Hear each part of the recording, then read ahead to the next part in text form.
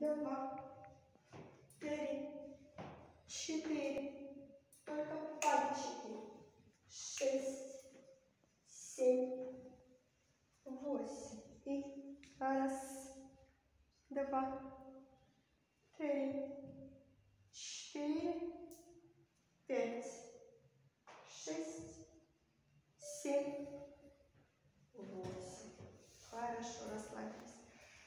Вот как бы на этом, да, наш комплекс наших разминочных упражнений закончился.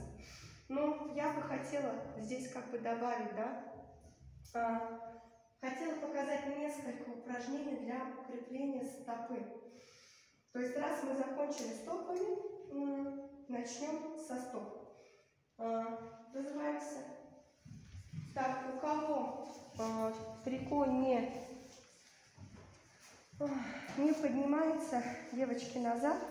У кого трико с дырочками, да, и мальчики, соответственно, вперед.